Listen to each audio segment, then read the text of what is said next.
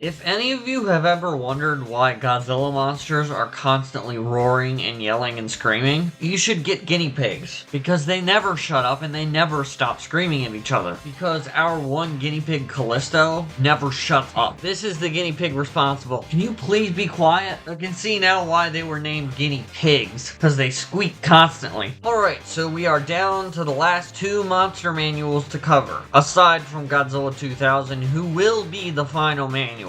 At the moment, we have MOGUERA and Biollante, and then we're done except for Godzilla 2000, and I'm going to cap off this kind of pseudo-series with Godzilla 2000 because he was kind of what jettisoned me into making content for YouTube in the first place, because that original presentation was the first video that I made. So let's bring up the Monster Manual wheel. This is all we got, so it's literally a coin toss. It could be Biollante or it could be MOGUERA. It could be either or and nothing else.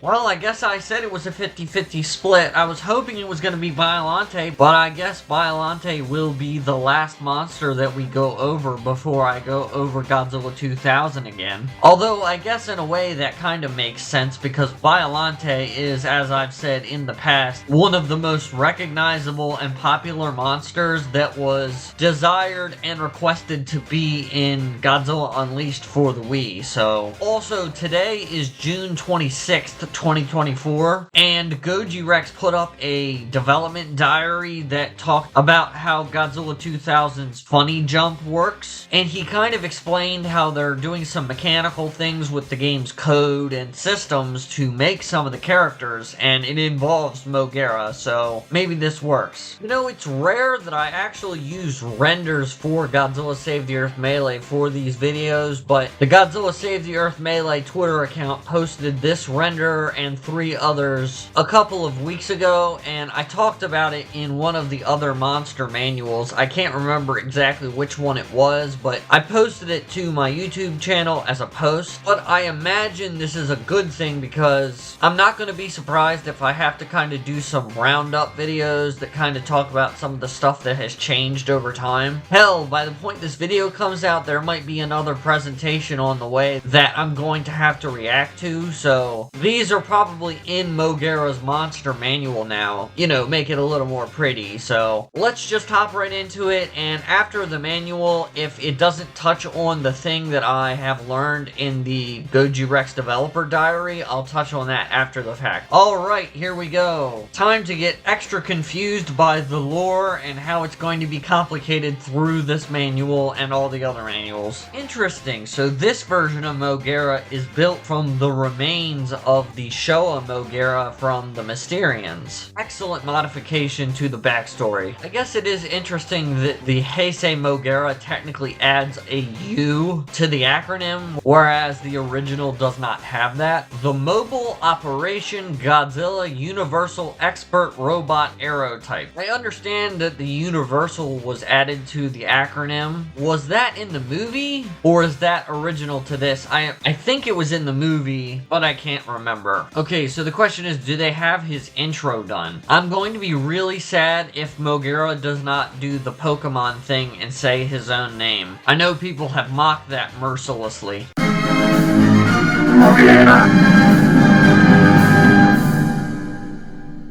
Good, he still says his name. Yes, I know that wasn't in the movies, but damn it, it's part of these Pipeworks games. And MOGUERA will forever be renowned for being the one mecha in the Godzilla franchise that does this. Alright, moveset time. This might be interesting depending on what's in here. Yeah, the name is a bit of a mouthful if you actually care what the acronym stands for, and I know from personal experience, the military, at least in the United States, they love coming up with acronyms, but they come up with the acronym first and then they work backwards from that, which is basically what the JSDF did with this case, because obviously they wanted this to just be MOGUERA like the Showa monster, but the creatives behind the project for Godzilla vs. Space Godzilla had to kind of piecemeal and reverse engineer the name so that they could come up with a fitting acronym for it. And it's not impossible to do that, because I've definitely done some of that in my own creative writings. Particularly particularly involving War Machine from Iron Man and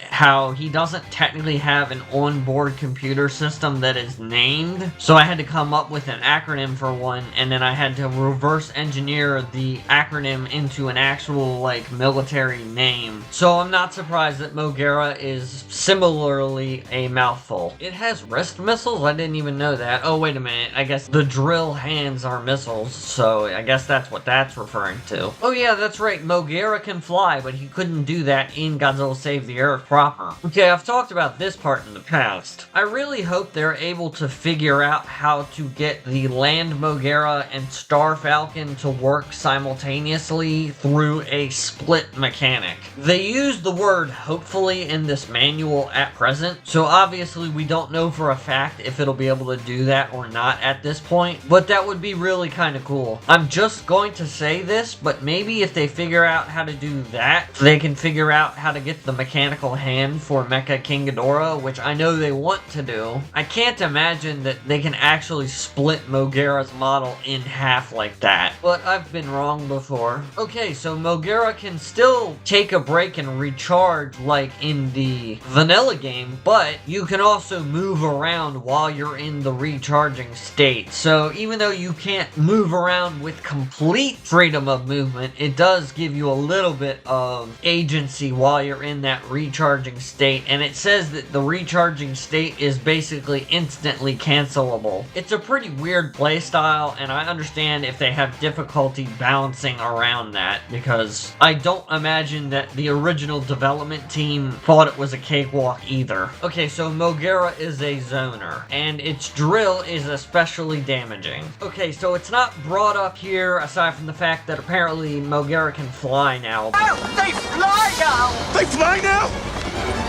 They fly now! But I will be talking about the thing I learned after I get through the skins. As far as skins go, I don't really have any expectations other than maybe a pitch black one and one that has a coloration based off of the Showa MOGUERA. Okay, so we have the 1994 version. Trendmasters. I didn't even know there was a Trendmasters figure of MOGUERA. I knew MOGUERA was in one of the manga. Maybe that's where I got the black skin idea from. We got the double smash design for MOGUERA, just like we have for every other monster. I really wonder how that's going to work if they're actually working on getting the separation gimmick involved in his playstyle. Because just based off of the picture, I don't know how you're going to be able to configure that so that we basically get a double smash iteration of the Land MOGUERA and the Star Falcon. Not saying it's impossible, I just can't envision it in my head at this moment. Save the Earth classic, that was pathetically predictable.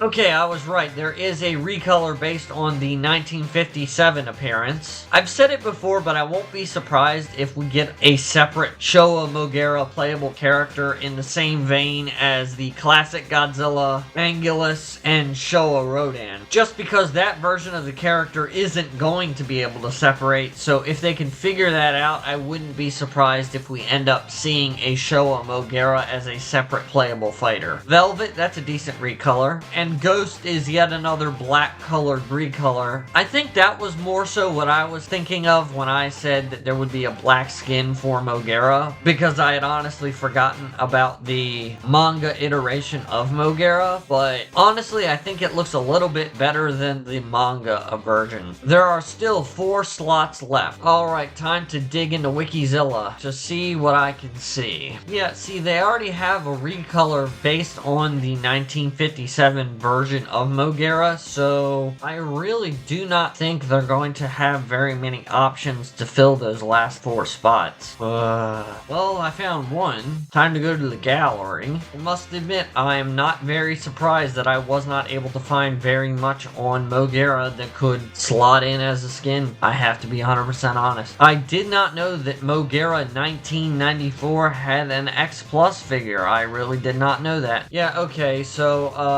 I'm not gonna put a picture of it here, but the Godzilla Unleashed model could potentially, I guess, be a model swap slash retexture for MOGUERA, but I don't really see much of a point. It looks pretty similar in relation to the other versions of MOGUERA, especially this guy. But aside from that, this one might work. It's just a recolor, and I don't know how well it would work given that it looks singular in color palette, but apparently there was an IDW comic called Godzilla War for Humanity, which must have come out after I stopped following the IDW comics, because I was pretty sure they had lost the rights by the time I had stopped following it. But this is a possibility. I'm really just dumbfounded that there was a comic that I did not know, but I guess this is a potential in. Don't really have much else to say about it. I have slightly more to say about this next guy. Now, this is a concept art, and as I said about the Double Smash design, I don't know if you could even do it in the first place if you try and succeed at getting the Star Falcon and Land MOGUERA forms to separate, but this was one of the only concept arts that looked different enough to warrant even attempting it, but not so different that it couldn't be made into a playable version of MOGUERA. The other ones, I'm not even going to bother putting them up on the screen because they're so samey. They're basically the final design,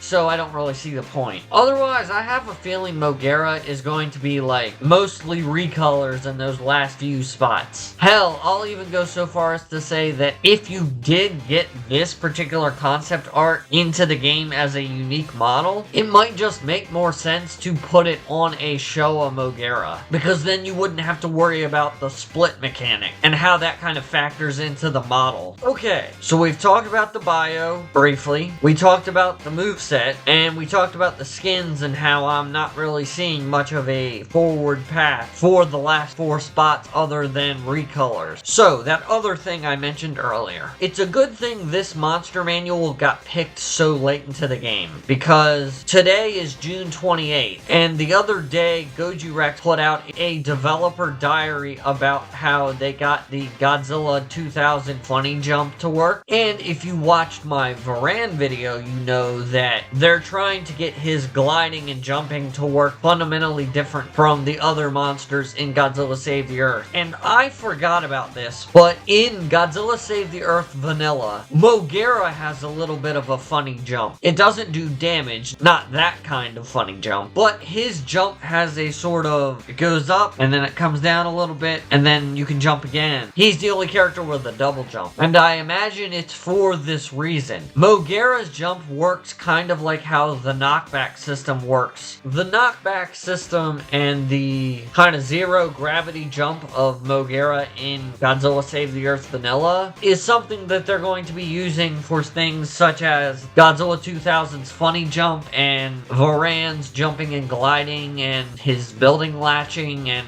you know, what have you. That's a really cool way to utilize stuff that's already in the game in order to expand the roster of playable characters and kind of make new stuff out of what was already in the game, because honestly I had forgotten that MOGUERA's jump was different in the game as it was. But yeah, overall I look forward to seeing what they do with MOGUERA, because MOGUERA is not really one of the more fun characters to play as in the vanilla Godzilla Save the Earth. He's kind of a mean character. He's not bad, he's just annoying, and I guess that's probably because he is, as the manual put it, a zoner type character. But I'm sure someone enjoys playing as MOGUERA, and for that reason alone, I'm glad that they're giving him the care and attention that he deserves. Alright, that about covers it for today. Tune in next week when we finally get around to covering Biollante. It's kind of funny, she kind of started and ended my journey with covering the individual monsters for Godzilla Save the Earth Melee. Yes, I know technically Godzilla 2000 is going to be the last monster manual I cover, but that may be technically correct. The best kind of correct. But I'm going to consider Biollante to